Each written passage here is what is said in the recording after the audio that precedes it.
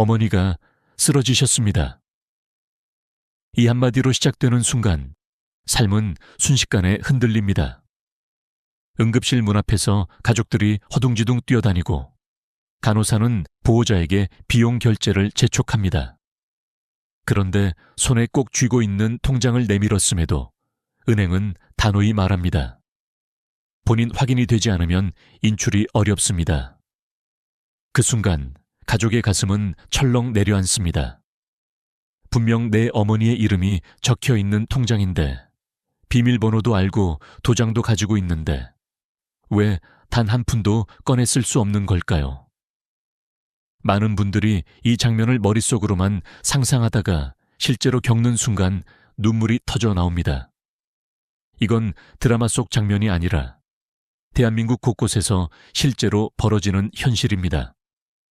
저는 은행 창구에서 오랜 시간을 보낸 경험자로서 이와 비슷한 상황을 수없이 목격했습니다. 가장이 갑자기 쓰러졌을 때, 치매 진단이 내려졌을 때, 혹은 예고 없이 세상을 떠났을 때, 통장 속에 돈은 충분히 있었지만 정작 가장 필요한 그 순간 가족은 단 한 푼도 쓸 수 없었습니다. 그때마다 가족들의 표정은 똑같았습니다. 그럼 어쩌란 말입니까? 라는 절망 어린 탄식. 우리 사회는 분명 가족이란 울타리 안에서 모든 걸 함께 나눈다고 믿지만 금융의 세계에서는 그 믿음이 무너집니다. 여기서 중요한 건 이런 상황이 단지 특별한 누군가에게만 닥치는 일이 아니라는 사실입니다. 오늘도 병원에서는 수많은 환자가 갑작스러운 위기를 맞이하고 있습니다. 통계적으로 대한민국에서 65세 이상 어르신 중 절반 이상이 평생 한 번 이상 응급실에 실려가며 이 중 상당수가 장기간 치료비를 필요로 합니다. 그런데도 대다수 가정은 우리 집은 괜찮겠지 하며 아무 대비 없이 살아갑니다. 저는 지금 이 영상을 보고 계신 당신에게 묻고 싶습니다. 만약 오늘 밤 갑자기 누군가 쓰러진다면 당신은 어떻게 하시겠습니까? 병원비 결제를 위해 카드 단말기에 카드를 긁는 순간 사망자 명의 계좌라는 이유로 사용이 차단된다면요. 이건 남의 이야기가 아닙니다. 바로 내 집 거실에서 내 가족에게 일어날 수 있는 이야기입니다. 제가 기억하는 한 사례가 있습니다. 80대 어르신이 평생 모아둔 5천만 원이 정기예금으로 묶여 있었습니다. 아들이 그 돈으로 어머니 치료비를 내고 싶어 했지만 이미 치매 초기 진단이 등록되어 있다는 이유로 인출은 거부되었습니다. 아들은 결국 개인 대출을 받아야 했고 치료비 마련에 허덕였습니다. 나중에 그분이 제게 하신 말씀이 아직도 잊히지 않습니다. 내 돈인데 왜 내가 못 쓰고 내 자식도 못 쓰는 겁니까? 이 절규 속에는 우리 모두가 공감할 수 있는 진실이 담겨 있습니다. 돈은 분명 내 이름으로 모아왔고 내 가족을 위해 준비해 둔 것인데 제도 앞에서는 그것이 철저히 가로막힙니다. 그리고 이 사실을 미리 알려주는 사람은 없습니다. 은행은 절차만 따릅니다. 본인 확인이 안 되면 그 누구에게도 돈을 내주지 않습니다. 그것이 법이고 규정이기 때문입니다. 하지만 규정은 차갑고 가족의 눈물은 뜨겁습니다. 더 놀라운 건 이런 상황이 오면 우리가 아무리 애원해도 통하지 않는다는 사실입니다. 비밀번호를 알고 있는데요. 도장도 가지고 왔습니다. 아무리 말해도 소용이 없습니다. 심지어 사망신고가 들어가면 그 즉시 모든 계좌는 자동으로 동결됩니다. 체크카드 하나 긁는 것도 불법 사용으로 간주될 수 있습니다. 즉, 어제까지는 내 돈이었지만 오늘부터는 법적으로 접근 불가능한 돈이 되는 겁니다. 생각해 보십시오. 우리는 평생을 일하고 저축하며 가족을 위해 돈을 모읍니다. 하지만 정작 가장 급박한 순간 그 돈은 내 손에 닿지 않습니다. 마치 은행의 금고 안에 갇혀버린 듯 오히려 나를 배신하는 느낌을 주기도 합니다.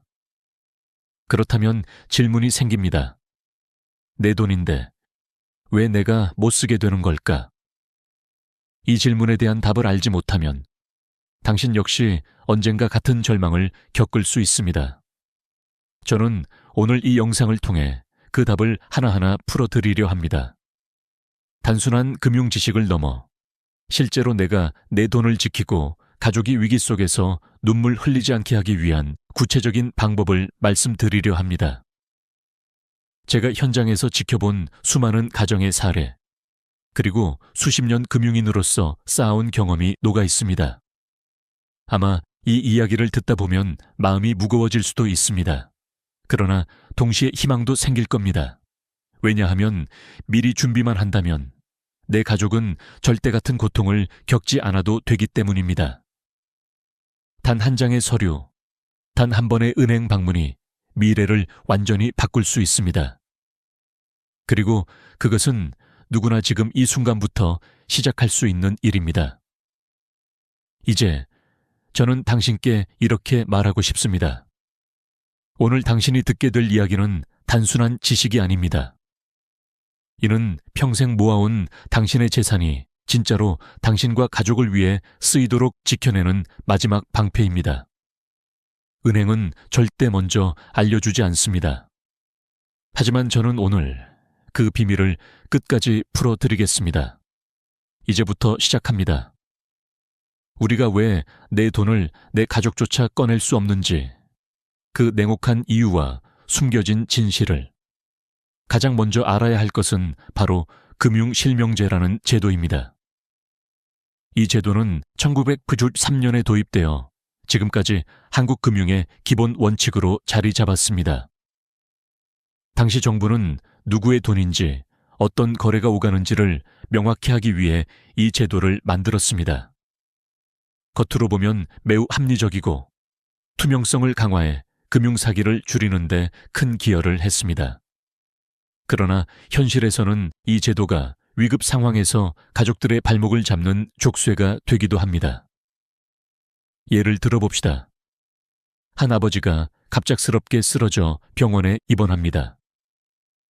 통장에는 수천만 원이 있지만 아들이 은행에 가서 돈을 찾으려 하면 은행 직원은 서류를 내밀며 이렇게 말합니다. 본인 확인이 불가합니다. 위임장이 없으시다면 절차상 드릴 수 없습니다. 여기서 중요한 것은 비밀번호를 알고 있어도 도장을 가져와도 은행은 절대 돈을 내어주지 않는다는 겁니다. 왜냐하면 법은 본인만을 인정하기 때문입니다. 그 본인이 의식이 없거나 치매 진단을 받았거나 심지어 이미 세상을 떠났다면 계좌는 그 즉시 동결됩니다. 이쯤에서 많은 분들이 당황합니다. 가족인데 왜 안 됩니까? 남도 아니고 아들인데, 딸인데, 배우자인데 왜 돈을 못 꺼내죠? 그러나 은행 입장에서는 가족관계보다 중요한 건 법적 효력입니다. 가족이라는 사실만으로는 법 앞에서 아무 의미가 없습니다. 실제로 2022년 금융감독원 통계에 따르면 상속 관련 금융민원 중 약 40%가 가족이 돈을 찾을 수 없다는 이유로 발생했다고 합니다. 이처럼 제도의 벽은 생각보다 높고 그 벽 앞에서 눈물 짓는 가정이 적지 않습니다. 더 심각한 건 치매 진단입니다. 치매는 단순한 기억 상실이 아니라 판단 능력 상실로 법적으로 간주됩니다. 따라서 치매 진단이 내려진 순간 본인이 작성한 위임장조차 무효가 될 수 있습니다. 어떤 어르신은 미리 위임장을 써두셨습니다.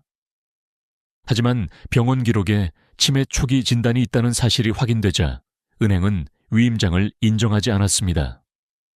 결국 가족은 돈을 쓸 수 없었고 어르신의 치료비는 다른 방법으로 조달해야 했습니다. 사망의 경우도 마찬가지입니다. 누군가 사망신고가 접수되는 순간 그 사람의 모든 계좌는 자동으로 동결됩니다. 며칠만 더 쓰면 안 될까요? 카드 한 번만 긁어도 되지 않나요? 이런 부탁은 소용이 없습니다. 법적으로는 이미 고인이 된 사람의 돈을 가족이 쓰는 것은 부정 사용으로 간주됩니다. 결국 남은 길은 오직 하나, 복잡한 상속 절차를 밟는 것입니다. 그런데 이 과정은 길고 지칩니다. 가족 간 의견이 갈리면 재판으로 이어지고 몇 개월에서 몇 년이 걸리기도 합니다. 저는 은행에서 일하면서 이런 상황을 수도 없이 봐왔습니다. 병실에서 환자가 누워있고 가족이 은행 창구에서 눈물 흘리며 호소하지만 규정은 단호합니다. 그 앞에서 제가 할 수 있는 말은 늘 같았습니다. 죄송합니다. 절차를 따르셔야 합니다. 그 말을 할 때마다 제 가슴도 무거웠습니다. 왜냐하면 저는 알았기 때문입니다. 만약 그분들이 미리 단 한 가지 준비만 해두셨더라면 이 고통을 겪지 않아도 되었을 거라는 사실을요. 이쯤에서 저는 당신에게 다시 한번 묻고 싶습니다. 지금 당신 통장에는 얼마가 있습니까? 그 돈은 정말 필요할 때 가족이 바로 쓸 수 있습니까? 아니면 당신이 쓰러지는 순간 차갑게 동결되어 버릴까요? 현실은 냉혹합니다. 법은 가족의 눈물을 헤아리지 않습니다. 절차와 규정을 우선시합니다. 하지만 다행히도 이 상황을 피할 방법이 있습니다. 미리 준비한다면 내 돈이 내 가족을 지켜주는 방패가 될 수 있습니다. 그 방법은 결코 어렵지 않습니다. 단지 지금 건강하고 정신이 맑을 때 움직이면 됩니다. 많은 어르신들이 말합니다. 그때 알았더라면, 누가 미리 한마디만 해줬더라면. 하지만 그 후에는 늘 너무 늦게 찾아옵니다. 그렇기에 저는 이 영상을 통해 그 한마디를 드리려 합니다. 오늘 이 순간 당신이 듣고 있다면 이미 늦지 않았습니다. 이제부터 우리는 그 답을 찾아 나갈 것입니다. 내 돈을 내 가족이 쓸 수 있도록 만드는 구체적인 방법. 단순히 제도를 설명하는 것이 아니라 실제 현장에서 쓰이는 방법과 제가 직접 경험한 이야기까지 곁들여 드리겠습니다. 앞으로 이어질 내용은 단순한 금융 지식이 아닙니다. 바로 당신의 삶과 직결되는 생존 전략입니다. 준비가 되셨습니까? 그렇다면 이제 우리가 어떻게 이 벽을 넘어설 수 있는지 3가지 구체적인 해답을 하나씩 알려드리겠습니다. 이제 우리는 답을 찾아야 합니다. 가족이 내 돈을 쓸 수 있게 해주는 방법은 생각보다 가까이에 있습니다. 단지 은행은 먼저 알려주지 않을 뿐입니다. 오늘은 제가 창구에서 직접 보고 배운 3가지 방법을 말씀드리겠습니다. 이 3가지 중 단 하나만 해도 위기의 순간 가족이 눈물 흘리며 발을 동동 구르는 일을 막을 수 있습니다. 첫 번째는 금융거래 위임장입니다. 이름만 들으면 어렵게 느껴질 수 있지만 사실 단순합니다. 본인이 건강할 때 은행에 가서 내가 못 움직이게 되면 이 가족이 대신 내 계좌에서 돈을 쓸 수 있다고 공식적으로 문서화하는 것입니다. 예를 들어 아버지가 아들에게, 어머니가 딸에게 권한을 주는 것이죠. 은행 직원 앞에서 본인과 위임받을 가족이 함께 서명하고 도장을 찍어야 효력이 발생합니다. 많은 분들이 비밀번호도 알려줬는데 왜 굳이 이런 문서가 필요하죠? 라고 물으십니다. 그러나 은행은 절대 비밀번호나 도장만으로는 움직이지 않습니다. 사고가 발생했을 때 책임 소재가 불분명하기 때문입니다. 위임장의 장점은 간단명료하다는 것입니다.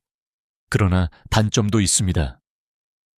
치매 진단을 받거나 의식이 없는 상태가 되면 이미 써놓은 위임장도 법적으로 무력화될 수 있습니다.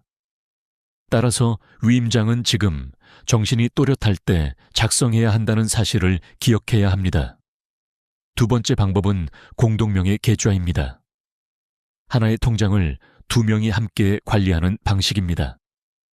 예를 들어 아버지 이름과 아들 이름이 동시에 적혀 있는 계좌라면 아버지가 쓰러져도 아들은 자유롭게 돈을 인출할 수 있습니다. 장점은 분명합니다.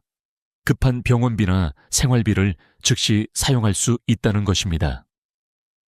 실제로 제가 만났던 한 어르신은 홀로 살면서 혹시 쓰러졌을 때를 대비해 딸과 공동명의 계좌를 만들어 두셨습니다. 몇 년 뒤 어르신이 갑자기 쓰러져 병원에 입원했을 때 딸은 망설임 없이 그 계좌에서 돈을 꺼내 병원비를 냈고 덕분에 치료가 늦어지지 않았습니다. 그러나 단점도 있습니다. 공동명의 계좌는 상대방이 내 돈을 자유롭게 쓸 수 있기 때문에 반드시 믿을 수 있는 가족과만 해야 합니다. 또한 사망 후 상속 과정에서 증여로 간주되어 세금 문제로 이어질 수도 있습니다. 가족이 많거나 갈등이 있는 경우라면 더욱 신중해야 합니다. 세 번째는 예금자 사전 지정 제도입니다. 아직은 생소한 제도이지만 일부 시중은행에서 시범 운영 중입니다. 이 제도는 내가 의식이 없거나 사망했을 때 계좌의 돈을 누구에게 쓸 수 있도록 맡기겠다는 의사를 미리 등록하는 방식입니다. 예를 들어 내가 쓰지 못하게 될 경우 이 돈은 큰딸 김미영이 사용할 수 있도록 한다. 이런 식으로 은행에 지정해 두는 것이죠. 이 경우 나중에 유언장이나 법원 절차 없이도 지정된 가족이 바로 돈을 사용할 수 있습니다. 다만 아쉬운 점은 아직 모든 은행에서 시행되는 것은 아니라는 것입니다. 하지만 간단히 거래은행에 전화해 확인하면 참여 여부를 알 수 있습니다. 이 세 가지 방법은 단순히 제도 설명으로 끝나지 않습니다. 실제로 제게 찾아와 눈물로 호소했던 수많은 고객들의 경험이 담긴 실전 해법입니다. 저는 현장에서 한 가지 공통점을 발견했습니다. 미리 준비한 가족은 당황하지 않았습니다. 누군가는 위임장을 꺼내 보여주었고, 누군가는 공동명의 계좌에서 바로 돈을 꺼냈습니다. 그러나 아무 준비도 하지 않은 가족은 늘 같은 표정을 지었습니다. 창백한 얼굴, 떨리는 손, 그리고 이럴 줄 몰랐습니다. 라는 한마디. 여기서 중요한 것은 지금입니다. 지금 건강할 때, 지금 판단할 수 있을 때 해야 한다는 것입니다.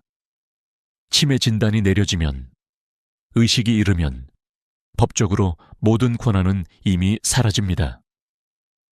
그때는 위임장도, 공동명의 계좌도, 사전 지정 제도도 무용지물이 될 수 있습니다. 저는 이 부분에서 꼭 말씀드리고 싶습니다. 우리가 건강하다는 건 내일을 보장한다는 뜻이 아닙니다. 건강검진 통계에 따르면 65세 이상 노인의 약 30%가 자신도 모르는 만성질환을 가지고 있다고 합니다. 또 응급실 통계는 말합니다. 노인의 절반 이상이 1년에 한 번 이상 응급 상황을 경험합니다. 그렇다면 오늘 당신이 괜찮겠지 하며 미루는 것은 사실 내일의 위기를 더 크게 키우는 행동일 수 있습니다. 이제 당신은 선택해야 합니다. 아무 대비 없이 위기를 맞을 것인지, 아니면 지금 단 한 번의 준비로 가족의 눈물을 막을 것인지. 은행은 절대 먼저 알려주지 않습니다. 그러나 지금 이 영상을 듣고 계신 당신은 이미 알고 있습니다. 여기까지 세 가지 방법을 말씀드렸습니다. 금융위임장, 공동명의 계좌, 예금자 사전 지정 제도. 이 중 단 한 가지만 해두어도 당신의 가족은 절망 대신 희망을 가질 수 있습니다. 그러나 이야기는 여기서 끝나지 않습니다. 세상은 언제나 예고 없이 찾아옵니다. 치매, 뇌졸중, 갑작스러운 사고. 그 순간부터는 오늘 말씀드린 세 가지 방법조차 무력화될 수 있습니다. 그렇다면 그 다음은 어떻게 해야 할까요? 지금부터는 우리의 기억이 사라지고 의식이 끊겼을 때를 대비한 마지막 방어선을 이야기하겠습니다. 치매라는 단어를 들으면 누구나 두려움부터 느낍니다. 나이가 들수록 혹시 내가 기억을 잃으면 어쩌지? 라는 생각을 한 번쯤은 하게 됩니다. 하지만 치매는 단지 기억을 잃는 병이 아닙니다. 법적으로는 판단 능력을 상실한 상태로 간주됩니다. 이 말은 곧 내가 살아있어도 내 재산에 대한 권한이 완전히 사라질 수 있다는 뜻입니다. 그리고 그 순간부터는 내가 미리 써두었던 위임장도 가족과 함께 만든 공동명의 계좌도 효력을 잃을 수 있습니다. 은행은 냉정하게 말합니다. 이제는 후견인 지정 절차를 밟으셔야 합니다. 여기서 등장하는 제도가 바로 성년 후견 제도입니다. 성년 후견은 가족이 법원에 신청해 법적으로 재산 관리 권한을 위임받는 절차입니다. 쉽게 말해 아버지가 치매에 걸려 스스로 판단을 못하게 되면 법원이 아들을 후견인으로 지정해 대신 재산을 관리할 수 있도록 해주는 것입니다. 듣기에는 간단해 보이지만 실제로는 결코 쉽지 않습니다. 법원에 성년 후견인 신청서를 내고 의사소견서, 가족관계 증명서, 재산 목록, 인감증명 등 수많은 서류를 준비해야 합니다. 재판부는 신중하게 심사하기 때문에 최소 몇 달, 길게는 1년 이상이 걸리기도 합니다. 제가 만났던 한 사례가 있습니다. 딸이 치매 어머니의 병원비를 인출하려고 은행을 찾았습니다. 그러나 은행은 이렇게 말했죠. 어머니가 치매 진단을 받으셨으니 이제는 후견인 절차 없이는 돈을 드릴 수 없습니다. 결국 그 딸은 법원에 성년 후견을 신청했고 판결까지 7개월을 기다려야 했습니다. 그동안 병원비는 대출로 충당해야 했고 가족의 삶은 불안과 빚으로 흔들렸습니다. 그리고 후견인이 된 이후에도 모든 게 자유로운 건 아니었습니다. 큰 금액을 인출할 때마다 법원에 보고해야 했고 1년에 한 번은 재산 사용 내역을 제출해야 했습니다. 딸은 이렇게 말했습니다. 엄마 돈을 쓰는 건데 왜 이렇게까지 허락을 받아야 하나요? 이 말 속에는 가족들의 답답함이 그대로 담겨 있습니다. 하지만 반대로 생각해보면 성년 후견 제도는 그만큼 강력한 안전장치입니다. 누군가 치매를 핑계로 재산을 빼돌리는 것을 막고 가족 간 분쟁을 예방하며 본인의 재산이 엉뚱한 곳으로 흘러가지 않도록 지켜주는 마지막 보루이기도 합니다. 만약 이 제도가 없었다면 많은 가정에서 더 큰 피해와 갈등이 발생했을지도 모릅니다.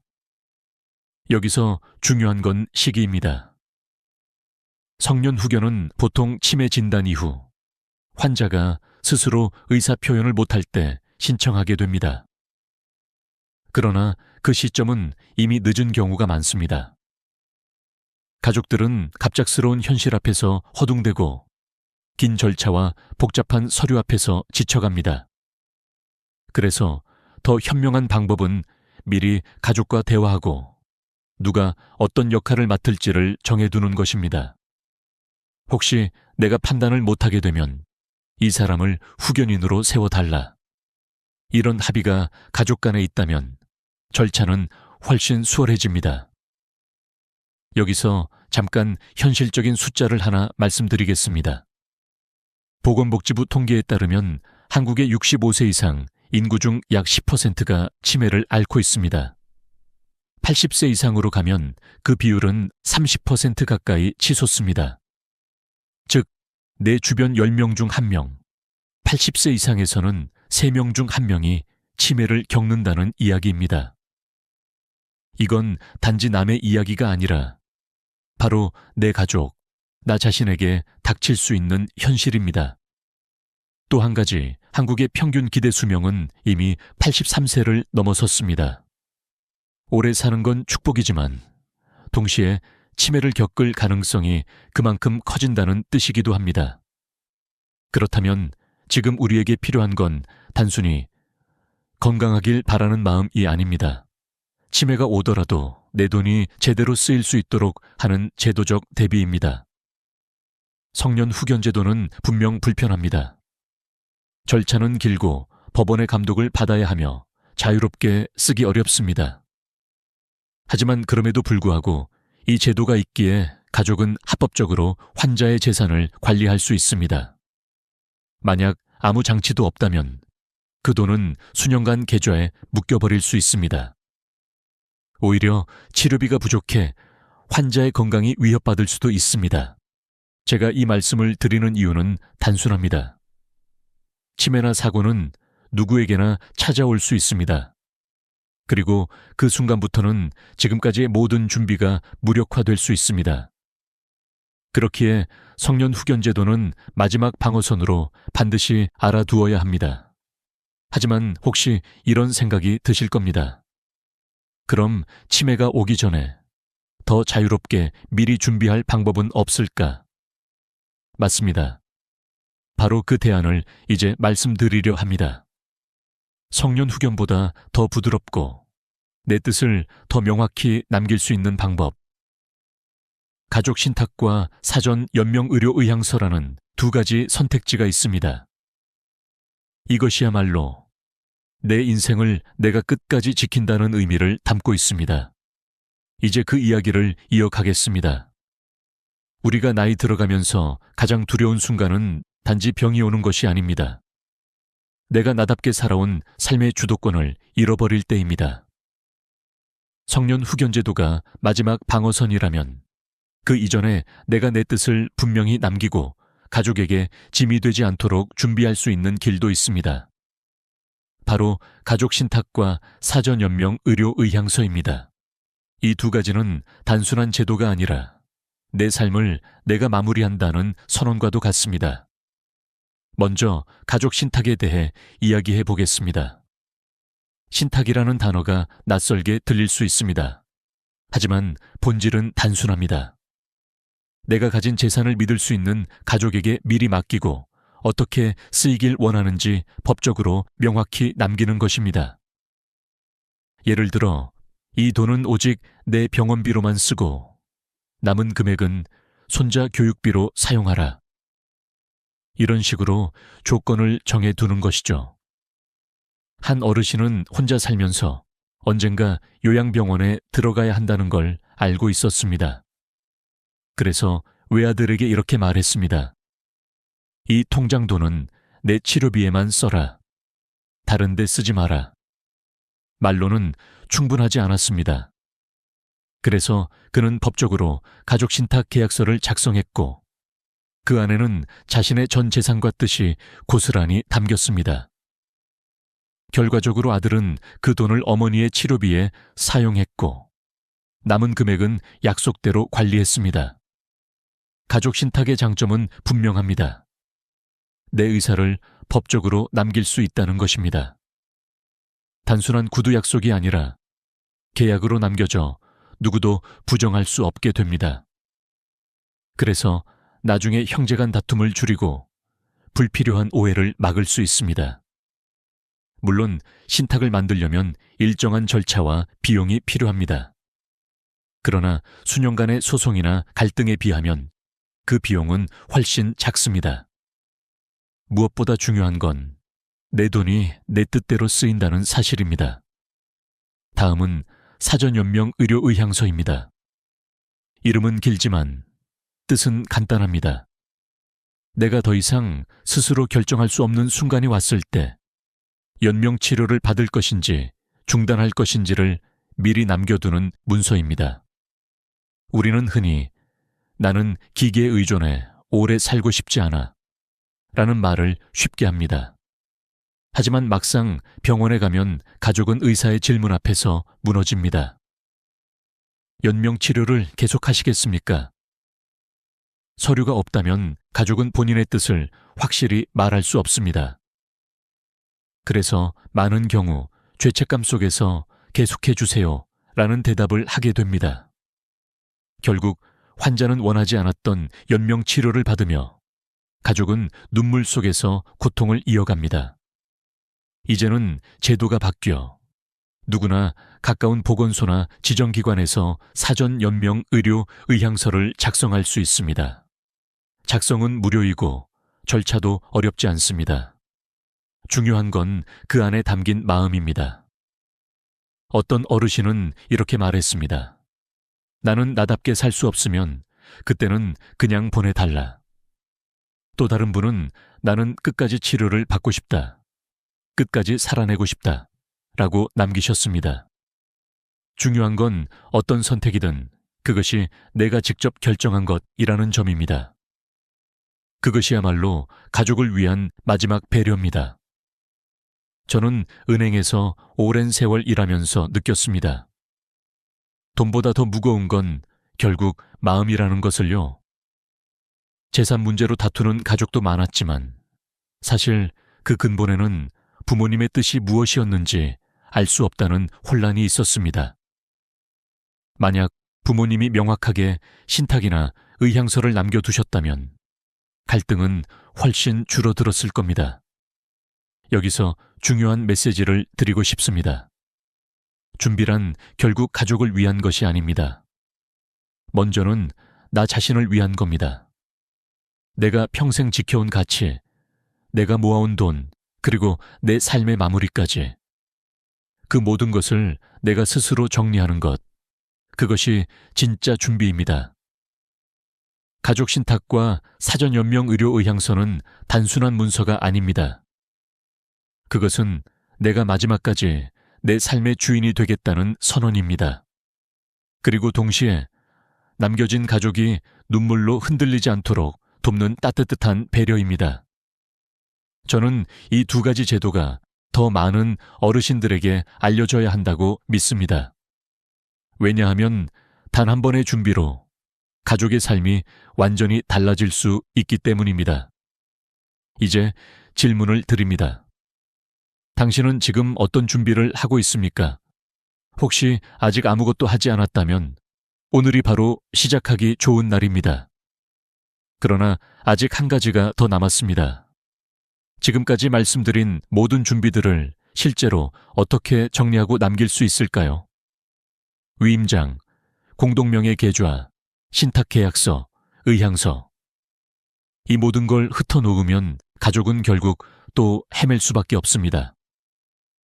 그렇다면 그 해답은 무엇일까요? 바로 내 인생 정리 파일, 생애 설계 폴더입니다. 이제 그 마지막 준비에 대해 말씀드리겠습니다. 지금까지 우리는 여러 제도를 살펴봤습니다. 위임장, 공동명의 계좌, 예금자 지정, 성년 후견, 가족 신탁, 사전 연명 의료 의향서. 그런데 이런 준비를 아무리 해두어도 흩어져 있다면 위기의 순간 가족은 여전히 당황합니다. 병원에서 간호사가 보호자분, 신분증과 관련 서류를 제출해 주세요 라고 말했을 때 서랍 속을 뒤지고 어디에 넣었는지 몰라 하루 종일 은행과 관공서를 전전하는 가족. 이것이야말로 우리가 피해야 할 최악의 상황입니다. 그래서 저는 마지막으로 꼭 권하고 싶은 것이 있습니다. 바로 생애 설계 폴더, 흔히 말하는 내 인생 정리 파일입니다. 생애 설계 폴더는 거창한 게 아닙니다. 집 안 서랍에 넣어 둘 얇은 파일 하나면 충분합니다. 그러나 그 안에는 당신의 평생이 담겨 있어야 합니다. 첫 장에는 내 대한 기본 정보가 있어야 합니다. 주민등록번호, 주소, 가족관계, 자주 다니는 병원과 주치의 연락처, 평소 복용하는 약 목록. 이 간단한 정보만 있어도 응급 상황에서 의료진이 환자를 훨씬 정확하게 돌볼 수 있습니다. 그 다음은 금융 관련 정보입니다. 내가 가진 통장이 어느 은행에 있는지, 예금과 적금, 보험과 연금 상품은 무엇인지, 언제 만기인지, 담당 은행 직원의 연락처까지 적어두는 게 좋습니다. 가능하다면 통장 사본을 복사해 넣어두는 것도 방법입니다. 그러면 가족은 더 이상 은행 지점을 일일이 찾아다니며 확인하지 않아도 됩니다. 그리고 무엇보다 중요한 건 법적 문서들입니다. 미리 작성해둔 금융위임장, 공동명의 계좌 약정서, 가족신탁 계약서, 사전 연명 의료 의향서, 심지어는 간단한 자필 메모라도 반드시 넣어두어야 합니다. 어떤 어르신은 나는 내 재산을 큰아들에게 맡기되 손주 학비에는 꼭 쓰도록 해라 라고 송을시로 남겨두셨습니다. 정식 유언장은 아니었지만 그 한 장의 메모가 형제들 간 다툼을 막아주었습니다. 또 하나 놓치기 쉬운 것이 있습니다. 치매나 의식불명 상태 이후를 대비한 기록입니다. 예를 들어 성년 후견 신청 서류, 법원 판결문, 의료 소견서 등이 있다면 함께 보관해 두는 것이 좋습니다.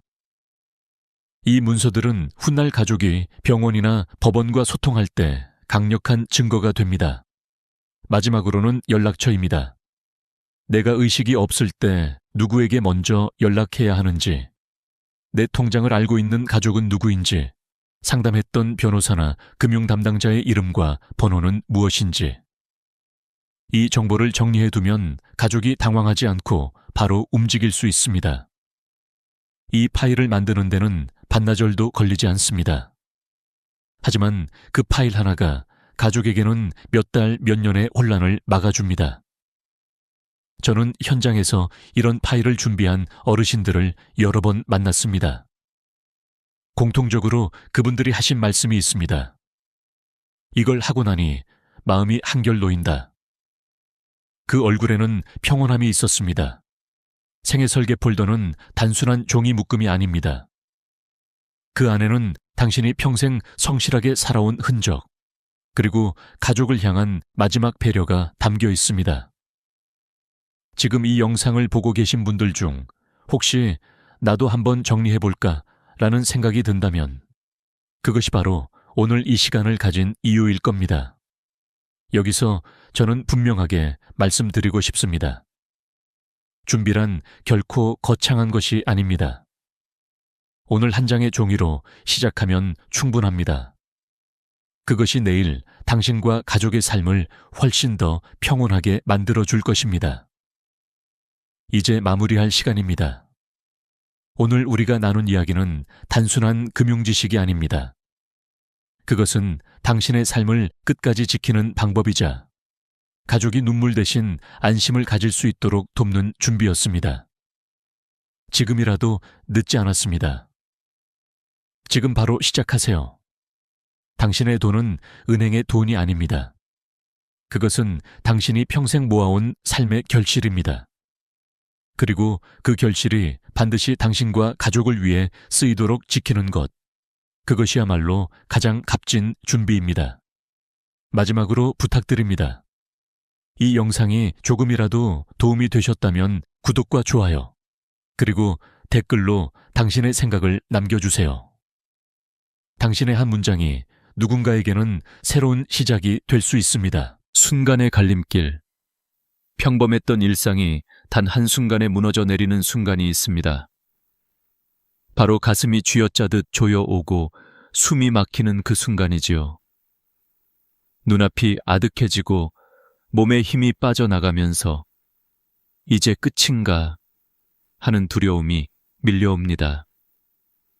하지만 바로 그 몇 분, 그 몇 초가 삶과 죽음을 가르는 갈림길이라는 사실을 아는 분은 많지 않습니다.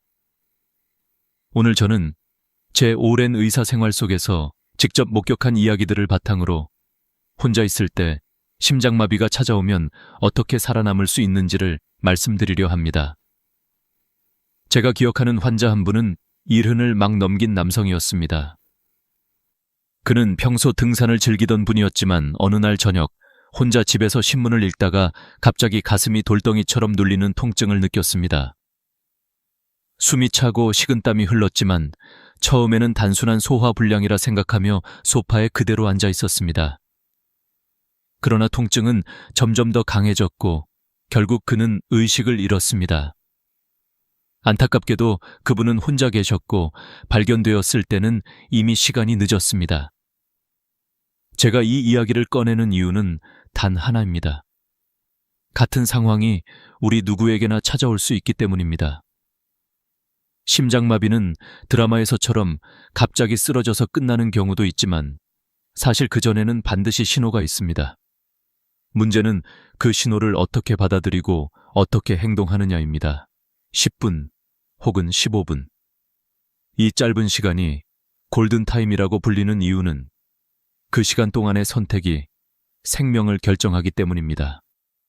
멈추어야 할지, 버텨야 할지, 도움을 요청해야 할지, 여러분은 그 순간 어떤 선택을 하실 건가요? 저는 82세의 나이로 수많은 환자들을 돌봐왔습니다. 그 경험 속에서 깨달은 한 가지는 두려움에 사로잡혀 아무것도 하지 않는 것이 가장 위험하다는 점입니다. 오히려 침착하게 준비해둔 단계를 하나씩 밟아나간 사람들은 살아남았습니다. 마치 불길 속에서 탈출구를 찾는 것처럼 혼자 있을 때의 심장마비 역시 방법이 있습니다. 여러분이 상상해 보시길 바랍니다. 늦은 밤 혼자 집에 있는데 갑자기 가슴이 조여옵니다. 전화기를 들 손이 떨리고 심장은 망치처럼 두근거리며 이제는 끝이라는 공포가 엄습합니다. 그러나 바로 그 순간 머릿속에 떠올리는 단 하나의 지침, 멈추고 숨 고르고 행동한다. 이 단순한 기억만으로도 운명은 달라질 수 있습니다. 제가 이 이야기를 드리는 이유는 단순히 의학 지식을 전달하기 위해서가 아닙니다. 나이가 들수록 혼자 있는 시간이 많아질수록 우리는 스스로를 지킬 준비가 필요합니다. 젊었을 때는 가족이 늘 곁에 있었지만 50세, 60세, 70세를 넘어가면 자주 혼자가 되지요. 바로 그 고요한 순간에 예상치 못한 심장마비가 찾아올 수 있습니다. 그렇다면 우리는 무엇을 해야 할까요? 심장마비는 절대로 남의 이야기가 아닙니다. 제 환자 중 절반 이상은 처음엔 나는 괜찮다, 설마 나에게 그런 일이 일어날까? 라고 말했습니다. 하지만 막상 위기가 닥쳤을 때 그렇게 생각한 분일수록 더 큰 위험에 빠졌습니다. 반대로 평소에 준비하고 작은 신호를 놓치지 않고 침착하게 대처한 분들은 다시 가족 곁으로 돌아갈 수 있었습니다. 이제 우리는 선택해야 합니다. 무심히 지나칠 것인가? 아니면 오늘 이 순간부터 준비된 사람이 될 것인가? 저는 여러분께 말하고 싶습니다. 지금 이 순간 영상을 보고 있는 바로 여러분이 내일의 생존자가 될 수 있다는 것을요. 제가 드리는 이야기는 단순한 지식 전달이 아니라 실제로 수많은 환자들의 삶과 죽음을 가른 현장에서 나온 진실입니다. 그 진실 속에는 두려움도 있고 안타까움도 있고 무엇보다 희망이 있습니다. 그리고 그 희망은 단 한 가지, 알고 행동하는 것에서 비롯됩니다. 곧 이어서 저는 심장마비가 찾아오기 전에 나타나는 미묘한 신호들, 우리가 놓치기 쉬운 경고들을 말씀드릴 것입니다. 하지만 지금 이 순간만큼은 꼭 기억해 주십시오. 생과 사의 갈림길에서 가장 중요한 것은 바로 여러분이 두려움에 굴복하지 않고 첫 발을 내딛는 용기라는 것을요. 보이지 않는 전조. 심장마비는 번개처럼 갑자기 내려치는 것 같지만 사실은 미리 경고를 보냅니다. 문제는 우리가 그 경고를 눈치채지 못하거나 대수롭지 않게 넘긴다는 것입니다. 저는 50년간 수많은 환자들의 이야기를 들으며 한 가지 분명히 깨달았습니다. 몸은 반드시 신호를 보낸다는 것. 그 신호를 읽지 못하면 위기는 곧 재앙이 됩니다.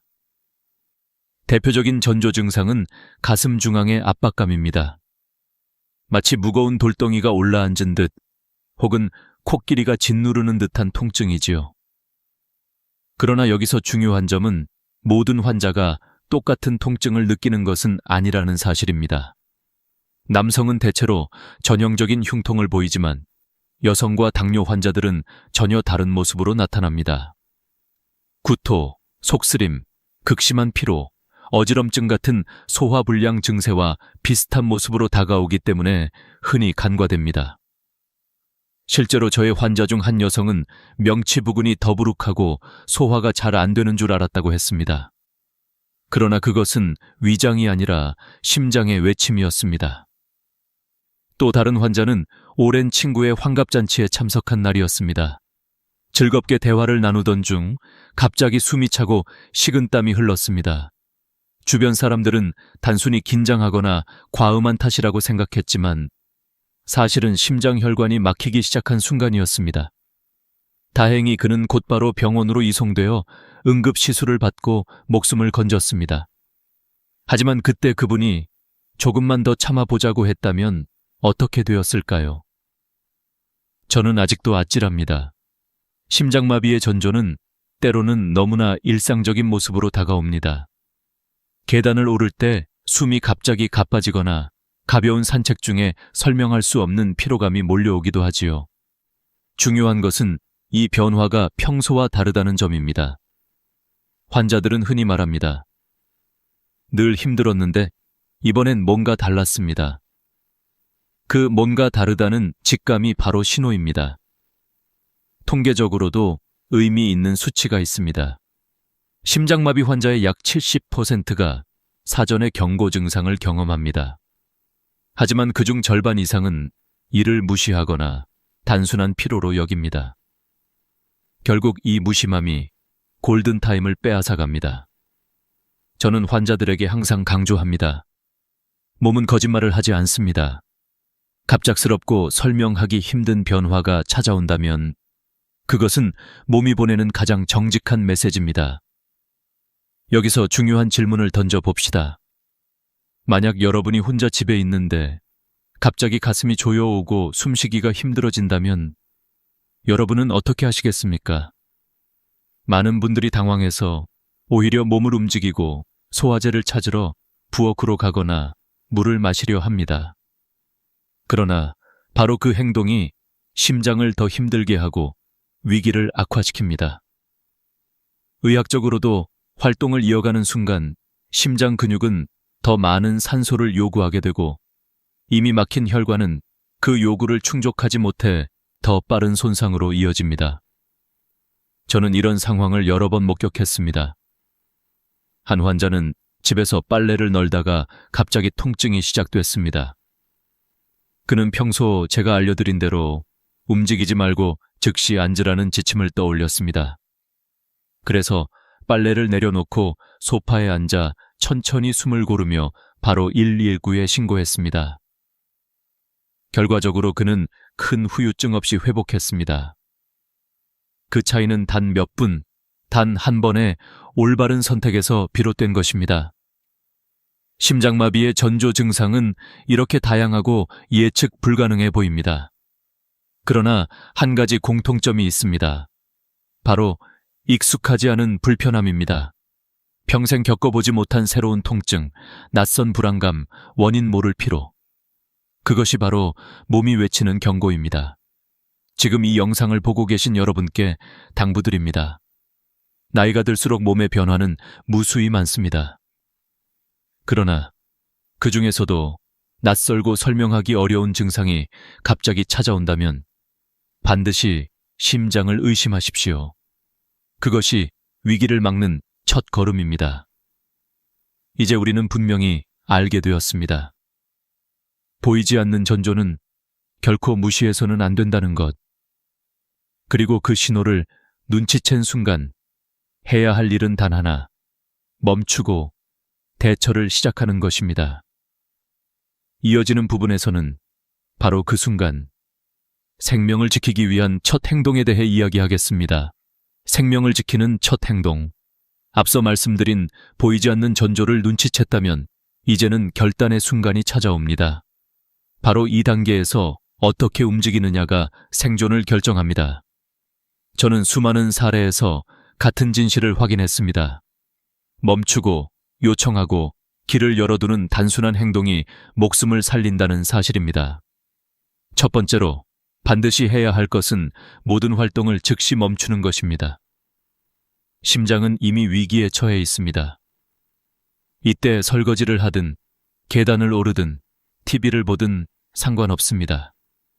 움직임을 계속하는 순간 심장은 더 많은 산소와 에너지를 요구하지만 막힌 혈관은 그 요구를 채울 수 없습니다. 결과적으로 심장 근육은 빠르게 손상됩니다. 어떤 환자는 단순히 조금만 더 정리하고 앉아야지 라는 생각에 몇 분을 허비하다가 치명적인 결과를 맞이했습니다. 반대로 즉시 움직임을 멈춘 분은 골든타임을 지켜냈습니다. 두 번째 행동은 지체 없이 119에 전화를 거는 것입니다. 많은 분들이 조금 더 지켜보다가 괜찮아지면 괜찮겠지라는 착각을 합니다. 그러나 심장마비는 기다려주지 않습니다. 골든타임은 길어야 90분. 그 안에 막힌 혈관을 열지 못하면 심장 근육의 상당 부분이 영구적으로 손상됩니다. 그렇기 때문에 의심되는 순간 바로 119에 전화를 걸어야 합니다. 전화 연결이 되면 어렵게 설명할 필요 없습니다. 심장마비 증상이 있습니다. 가슴 통증과 호흡 곤란이 있습니다. 주소는 어디입니다. 이렇게 간단 명료하게만 말해도 구급대원은 즉시 출동합니다. 제가 기억하는 환자 이정수 씨는 평소 건강에 자신이 있던 분이었습니다. 그는 어느 토요일 오후 청소를 하다 갑자기 가슴이 죄어오는 느낌을 받았습니다. 처음엔 근육통이라고 생각해 30분을 버티다 결국 119에 전화를 했습니다. 다행히 아직 늦지 않아 병원에서 시술을 받고 회복했지만 그분이 조금만 더 지체했다면 지금 이 자리에 없었을지도 모릅니다. 저는 늘 강조합니다. 지켜보지 마십시오. 기다리지 마십시오. 심장은 기다려주지 않습니다. 세 번째 행동은 현관문을 열어두는 것입니다. 이 부분을 간과하는 분이 많습니다.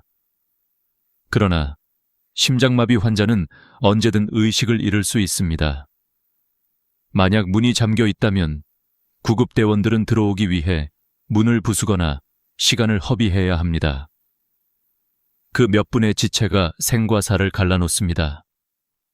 실제로 어떤 환자는 신고 후 3분 만에 의식을 잃었지만 현관문을 열어두었기에 구급대원이 즉시 들어와 심폐소생술을 시작할 수 있었습니다. 만약 문이 잠겨 있었다면 결과는 달라졌을 것입니다. 문을 열어둘 때는 대문과 현관문을 모두 열어두는 것이 좋습니다. 구급대원들이 들 것이나 장비를 들고 들어와야 하기 때문입니다. 반려동물이 있다면 반드시 다른 방에 격리해 두십시오. 작은 강아지나 고양이도 낯선 사람을 경계해 응급처치를 방해할 수 있습니다. 저는 혼자 사시는 분들께 스마트 도어락 설치를 권합니다. 번호나 지문으로 열 수 있기 때문에 응급 상황 시 가족이나 이웃에게 비밀번호만 알려주면 큰 도움이 됩니다. 이 세 가지, 멈추기, 전화하기, 문 열기는 복잡하지 않습니다. 특별한 의학 지식도 장비도 필요 없습니다. 그러나 이 단순한 행동이 수많은 생명을 살렸습니다. 중요한 것은 두려움에 사로잡히지 않고 바로 실행하는 용기입니다. 심장은 생각보다 빨리 지쳐갑니다. 단 몇 분 사이에도 상황은 돌이킬 수 없이 악화될 수 있습니다. 저는 지금 이 순간도 묻고 싶습니다. 여러분이 만약 혼자 집에 있다가 갑자기 가슴이 죄어오고 숨쉬기 힘들어진다면 지금 이 세 가지 행동을 떠올릴 수 있습니까? 떠올리고 바로 실행할 수 있다면 여러분은 이미 생존자의 길에 들어선 것입니다. 이제 우리는 알아야 합니다. 심장이 보내는 경고를 눈치챈 그 순간 해야 할 첫 행동은 바로 멈추고 신고하고 길을 열어두는 것이라는 사실을요. 이어서 저는 약과 숫자가 지닌 의미 그리고 의학적 근거가 어떻게 우리의 생존 확률을 끌어올리는지를 말씀드리겠습니다. 약과 숫자의 의미. 심장마비라는 거대한 파도 앞에서 우리는 무력해 보일 수 있습니다. 하지만 때로는 작은 알약 하나 그리고 명확한 숫자 하나가 생명을 지켜줍니다. 제가 수십 년 동안 환자들을 돌보며 가장 많이 목격한 도구 중 하나는 니트로글리세린과 아스피린이라는 두 약, 그리고 90분이라는 시간의 벽이었습니다. 먼저 니트로글리세린에 대해 말씀드리겠습니다. 이 약은 협심증이나 심장질환으로 이미 처방받은 환자들이 응급 상황에서 사용하도록 하는 약입니다. 작은 알약을 혀 밑에 넣으면 1-2분 안에 흡수되어 혈관을 넓혀줍니다. 그 결과 심장으로 흐르는 혈액이 늘어나며 통증이 완화됩니다. 그러나 주의해야 할 점이 있습니다. 의사의 처방을 받지 않은 사람이 임의로 복용해서는 안 된다는 것입니다. 어떤 분들은 급한 마음에 여러 알을 한꺼번에 삼키기도 합니다. 하지만 이는 혈압을 급격히 떨어뜨려 의식을 잃게 만들 수 있습니다. 저는 실제로 이런 실수를 하신 분을 치료한 적이 있습니다. 환자는 극심한 저혈압에 빠져 결국 더 큰 위험에 놓였습니다. 그렇기에 저는 항상 강조합니다. 약은 올바른 사람, 올바른 방법으로만 사용해야 합니다. 두 번째, 약은 아스피린입니다. 아스피린은 혈소판의 응집을 막아 혈관 속 혈전이 커지는 것을 방지합니다. 그래서 막힌 혈관을 조금이라도 열어주는데 도움을 줍니다. 그러나 이 또한 모든 이가 복용할 수 있는 것은 아닙니다. 위장에 궤양이 있거나 아스피린 알레르기가 있는 분들은 위험해질 수 있습니다. 그래서 중요한 원칙이 있습니다. 먼저 119에 신고하고 의료진이나 상담원이 복용을 권했을 때만 씹어 삼키라는 것입니다. 내가 알고 있으니 그냥 먹어야겠다라는 생각이 때로는 독이 될 수 있습니다. 저는 이 점을 수없이 반복해 말씀드렸습니다. 그리고 여기서 반드시 기억해야 할 숫자가 있습니다.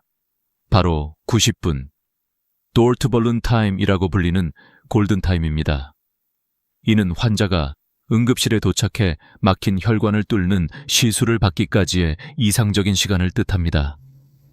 국제적으로 90분 안에 시술을 받는 것이 심장 근육의 손상을 최소화하는 기준으로 알려져 있습니다. 문제는 병원에 도착하기 전, 즉 집에서 보내는 시간이 이 시간을 갉아먹는다는 점입니다. 만약 신고를 늦추거나 약 복용에 시간을 허비한다면 그만큼 시술 시간도 늦어집니다. 결과적으로 심장 근육은 더 큰 손상을 입게 됩니다. 저는 이 숫자의 무게를 너무나 잘 알고 있습니다. 예전에 한 환자는 통증이 시작된 후 30분을 참다가 신고했습니다. 병원 도착까지 40분, 시술 준비에 30분이 걸렸습니다. 결국 첫 증상부터 시술까지 100분이 지나버렸습니다. 환자는 살아났지만 심장 근육의 일부가 이미 죽어버려 평생 심부전에 시달려야 했습니다. 반대로 증상이 시작되자마자 119에 신고하고 곧바로 이송된 환자는 60분 만에 시술을 마쳤습니다. 그분은 거의 후유증 없이 일상으로 돌아갔습니다. 불과 40분 차이였지만 인생 전체를 바꿔놓은 시간이었습니다. 여러분께서는 이 이야기를 들으며 이렇게 생각하실 수 있습니다. 그 몇 분이 정말 그렇게 큰 차이를 만들까? 네, 그렇습니다. 심장은 매 순간 산소와 영양을 공급받아야 살아남습니다. 1분이 지날 때마다 수백만 개의 세포가 죽어갑니다. 그리고 죽은 심장 근육은 다시 살아나지 않습니다. 그래서 의사들은 늘 말합니다. Time is muscle. 시간은 곧 근육이고 근육은 곧 생명이라는 뜻입니다. 저는 이 부분에서 늘 제 자신에게도 질문합니다. 만약 내가 환자라면 과연 그 순간 어떻게 행동할 것인가? 두려움과 혼란 속에서도 멈추고 신고하고 문을 열고 처방받은 약을 올바로 복용할 수 있을까? 답은 하나입니다. 평소에 머릿속에 그 절차를 새겨두어야 한다는 것입니다. 준비가 되어 있는 사람은 위기 속에서도 침착할 수 있습니다. 이제 여러분은 기억하셔야 합니다.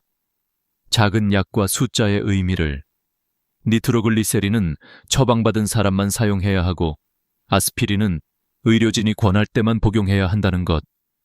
그리고 무엇보다 90분이라는 골든타임을 지켜야 한다는 것. 이 세 가지가 여러분의 심장을 살릴 열쇠입니다.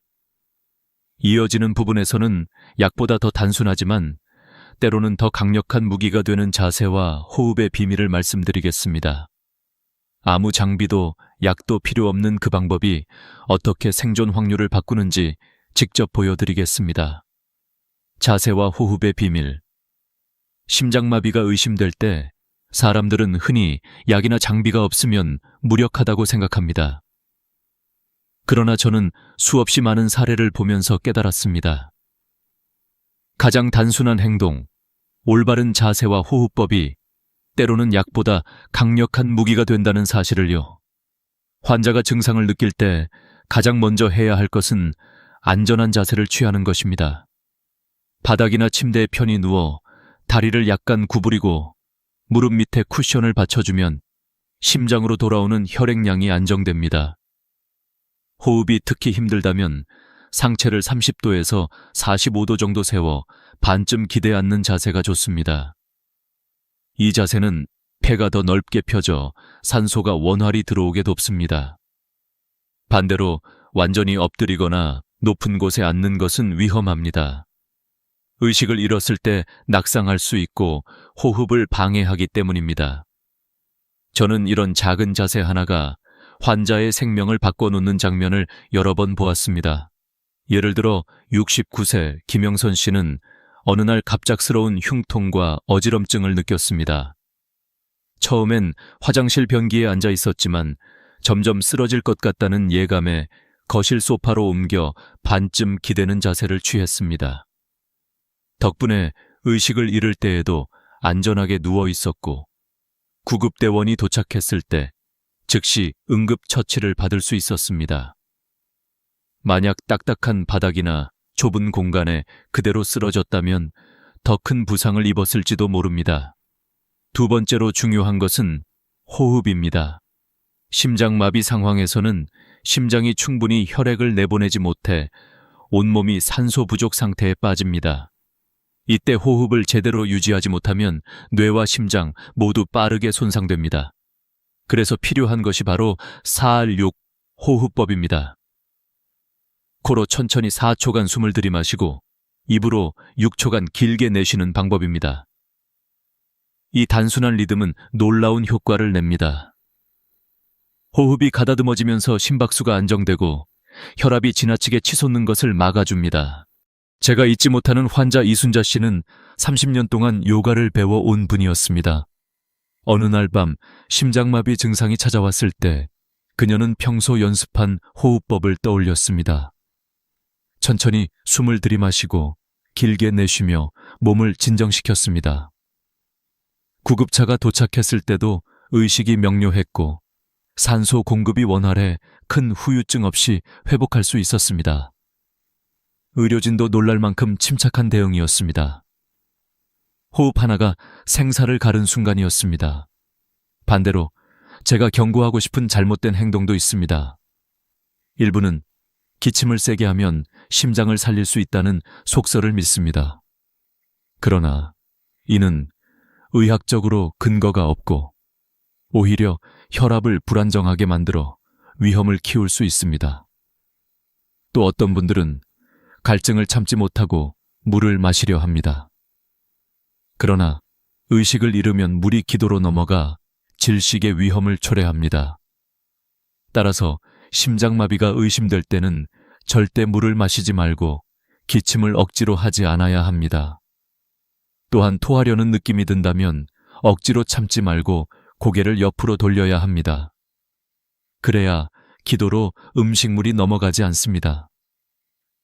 목을 조이는 넥타이나 벨트, 브래지어 같은 것은 반드시 느슨하게 풀어주어야 합니다. 작은 액세서리조차 혈액순환을 방해할 수 있습니다.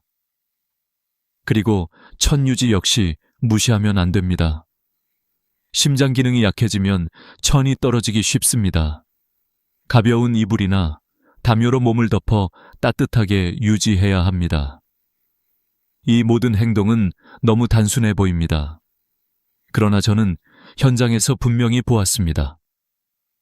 자세와 호흡만으로도 환자가 구급대가 올 때까지 의식을 유지하는 경우가 얼마나 많은지, 반대로 잘못된 자세와 호흡으로 상황이 급격히 나빠지는 경우도 많았습니다. 그렇기에 저는 항상 말합니다.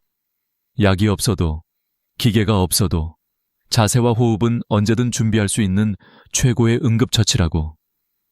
여러분이 만약 지금 혼자 계시다가 갑자기 숨이 막히는 느낌을 받는다면 머릿속에 단 하나만 떠올리십시오. 몸을 안전하게 두고 천천히 숨을 고르는 것. 이 단순한 기억이 심장을 지키는 방패가 될 것입니다. 이제 우리는 한 걸음 더 나아가야 합니다. 올바른 자세와 호흡으로 시간을 벌었다면 이제는 혼자가 아님을 기억해야 합니다. 가족, 이웃, 그리고 작은 준비들이 또 다른 생명의 끈이 되어줍니다. 이어지는 부분에서는 혼자가 아닐 때 얻을 수 있는 힘과 준비의 지혜를 이야기하겠습니다. 혼자가 아닙니다.